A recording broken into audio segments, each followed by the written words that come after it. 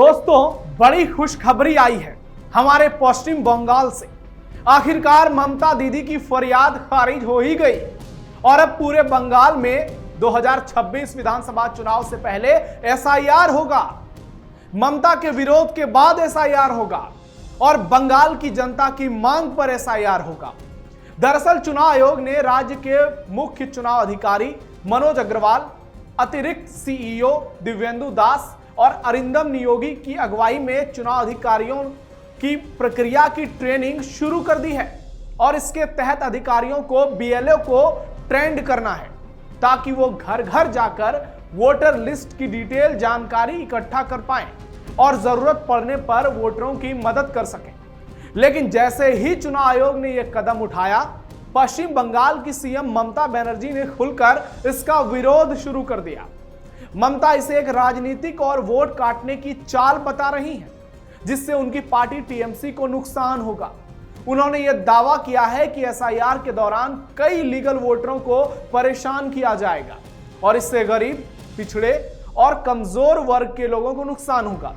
हालांकि चुनाव आयोग ने साफ कर दिया कि एसआईआर का उद्देश्य केवल फर्जी वोटरों को हटाना है और किसी भी लीगल वोटरों को इससे परेशानी नहीं होगी। चुनाव आयोग ने भरोसा दिया है कि इस प्रक्रिया के दौरान हर वोटर को न्याय मिलेगा और कोई भी भारतीय अपने संवैधानिक अधिकार से वंचित नहीं रहेगा। लेकिन ममता की चिंता का असली कारण तो पिछले कई सालों में बंगाल में बड़ी संख्या में आए बांग्लादेशी घुसपैठिए हैं, जिनके फर्जी वोटर आईडी कार्ड बनाए गए हैं, जो टीएमसी के कैडर हैं और इनका जाना दीदी को सियासी तौर पर ले डूबेगा। नमस्कार, कैपिटल टीवी के स्पेशल शो टर्निंग पॉइंट में आपका स्वागत है। मैं हूं आपके साथ Navendu Shekhar Jha.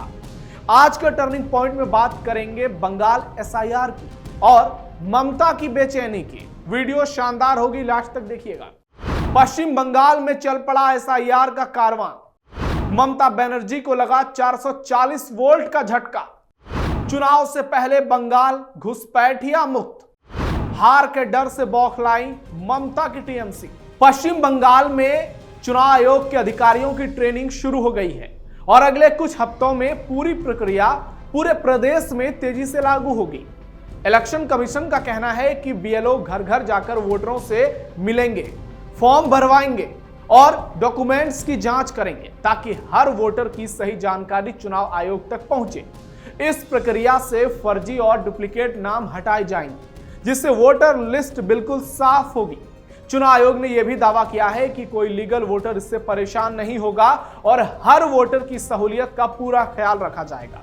Deputy election commissioner Gyanesh Bharti भी इस सप्ताह के अंत में कोलकाता आकर तैयारियों की समीक्षा करेंगे।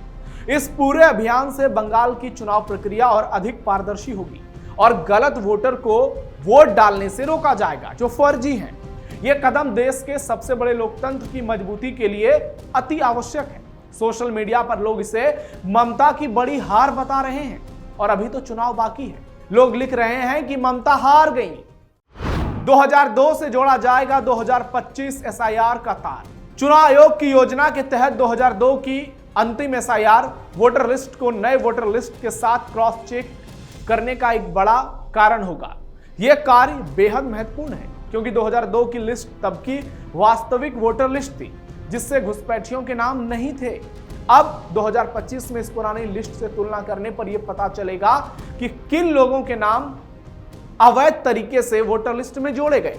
खासकर प्रदेश के सीमावर्ती जिलों में जैसे कूच बिहार, जलपाईगुड़ी, दार्जिलिंग, नादिया, दक्षिण 24 परगना, बांकुरा, फिर मुर्शिदाबाद, मालदा, बहुत से शहरों के नाम आएंगे और इस काम पर ज्यादा फोकस होगा क्योंकि इन इलाकों से अवैध घुसपैठियों की संभावना सबसे ज्यादा रहती है।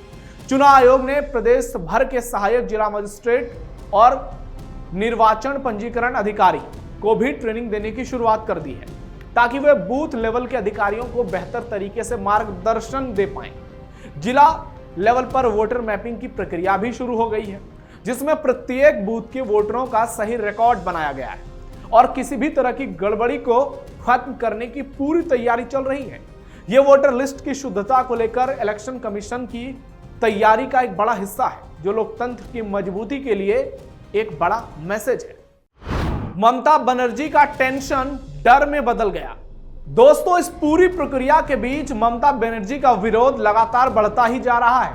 वो इसे बीजेपी और केंद्र सरकार की साजिश बता रही हैं और इसे सियासी रंग देने की कोशिश कर रही हैं। उनका आरोप है कि एसआईआर के जरिए वोट काटे जाएंगे और उनके वोट बैंक को तोड़ा जाएगा। यह विरोध केवल चुनाव आयोग के फैसले का विरोध नहीं, बल्कि गुप्त तौर पर अवैध घुसपैठियों को बचाने की रणनीति लगती है। पिछले कई सालों में आई कई रिपोर्ट्स और मीडिया के सामने ऐसे सबूत भी आए कि बंगाल में बड़ी संख्या में बांग्लादेशी घुसपैठियों को वोटर आईडी और दूसरे सरकारी डॉक्यूमेंट्स दिए गए हैं। ये वोटर टीएमसी के कैडर बन गए, कई इसमें टीएमसी के नेता भी बन गए। इसलिए ममता इस सफाई प्रक्रिया को रोकने के लिए हर संभव कोशिश में लगी है। वो बार बार बंगाली अस्मिता का भी दांव खेल रही है। हालांकि देश की जनता और बंगाल की जनता सच्चाई को समझती है कि अगर लोकतंत्र को मजबूत रखना है तो वोटर लिस्ट को पूरी तरह से साफ करना जरूरी है। बिना सही वोटर लिस्ट के चुनाव निष्पक्ष नहीं हो सकते और घुसपैठियों के वोट पश्चिम बंगाल के लिए बहुत बड़ा खतरा है, जो बंगालियों का हक मार रहा है, जो असली बंगालियों के लिए लड़ाई खड़ा कर रहा है। 2026 चुनाव में टीएमसी को बड़ी हार का डर। दोस्तों, इस पूरी प्रक्रिया के बीच सियासी माहौल तो गरमाया है ही और ममता लगातार इस मुद्दे को लेकर केंद्र सरकार और चुनाव आयोग की आलोचना कर रही है। लेकिन जनता और प्रशासन की नजर में इस प्रक्रिया का विरोध करना वोटर लिस्ट में फर्जीवाड़े छिपाने की कोशिश है, साजिश है, चाल है। लोकतंत्र तभी सही मायने में जीवित रह सकता है जब वोटर लिस्ट सही और भरोसेमंद हो। इसलिए चाहे जितनी भी पॉलिटिक्स हो, इस एसआईआर प्रक्रिया को सफल बनाना बेहद जरूरी है ताकि चुनाव निष्पक्ष और पारदर्शी हो पाए। ममता को चाहिए कि वो राजनीतिक लाभ के लिए लोकतंत्र की सफाई प्रक्रिया में बाधा न बने और चुनाव आयोग के साथ मिलकर मतदान व्यवस्था को मजबूत करने का काम करें। आखिरकार लोकतंत्र में वोटर लिस्ट की सच्चाई से बड़ा कोई हथियार है नहीं, लेकिन ममता इसे मानने को तैयार ही नहीं है। बंगाल चुनाव से पहले घुसपैठियों पर आर पार। दोस्तों, 2026 में पश्चिम बंगाल में विधानसभा चुनाव होने हैं, असम में भी होने हैं, केरल, तमिलनाडु, पुडुचेरी में भी होने हैं। लेकिन असम और बंगाल जो घुसपैठियों का अड्डा बन चुका है, इन दो राज्यों पर हर किसी की पैनी नजर है और बीजेपी नेता और पश्चिम बंगाल में नेता प्रतिपक्ष शुवेंदु अधिकारी ने दावा किया है कि पश्चिम बंगाल में 1 करोड़ से ज्यादा घुसपैठी हैं और ये लोग ममता के इशारे पर टीएमसी के वोटर बनाए गए हैं। बीजेपी के तमाम नेता इस बात का समर्थन कर रहे हैं, चाहे दिलीप घोष हो या सुकांता मजुमदार। वहीं कांग्रेस नेता और लोकसभा में पूर्व नेता प्रतिपक्ष अधीर रंजन चौधरी ने भी ममता बनर्जी पर 40 लाख फर्जी वोटर के वोट चोरी करने का आरोप लगाया है। उनका कहना है कि 40 लाख घुसपैठिए ममता के वोटर हैं। ऐसे में कांग्रेस भी ममता पर सवाल उठा रही है और बीजेपी ने तो पूरा मोर्चा ही खोल दिया है और बांग्लादेशी घुसपैठिए इस वक्त बंगाल में सबसे बड़ा मुद्दा बन गए हैं। वहीं देश भर में जहां भी बीजेपी की सरकार है, घुसपैठियों पर कार्रवाई देखने को मिल रही है। चाहे बात यूपी हो, बिहार की हो, दिल्ली की हो, उड़ीसा की हो, उत्तराखंड की हो, हर जगह से बांग्लादेशियों को खदेड़ा जा रहा है, गुजरात से। लेकिन ममता बिलबिलाई हुई है, वो इसे बंगाली मजदूरों पर कार्रवाई बता रही हैं, बंगाली अस्मिता से जोड़ रही हैं और बंगाल में एक नया पॉलिटिक्स क्रिएट करने की पूरी कोशिश कर रहे हैं और वो लोगों को गुमराह कर रही हैं कि बंगालियों के साथ देश भर में अत्याचार हो रहा है, जो बीजेपी कर रही है, मोदी की अगुवाई में कर रही है और इससे लोगों को भ्रमित करने की कोशिश टीएमसी की ओर से की जा रही है।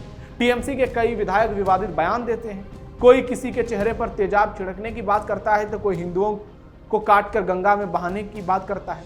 ऐसे में पश्चिम बंगाल में एसआईआर की दस्तक निश्चित तौर पर ममता के लिए एक बड़ा झटका है और अब दुनिया की कोई ताकत इस एसआईआर को नहीं रोक सकती। इस बात को ममता को समझना ही पड़ेगा क्योंकि ये लोगों की मांग है। आपकी क्या राय है, कमेंट बॉक्स में बताइए। फिलहाल आप सावधान रहिए, अलर्ट रहिए और अपने आसपास पैनी नजर रखिए और देखते रहिए कैपिटल टीवी। फिलहाल टर्निंग पॉइंट में इतना ही, धन्यवाद।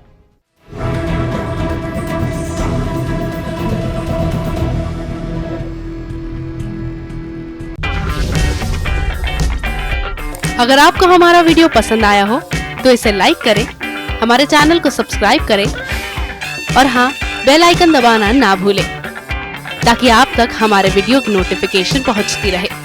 आप अपना सुझाव हमें कमेंट बॉक्स में दे सकते हैं। हमारे साथ जुड़ने के लिए शुक्रिया।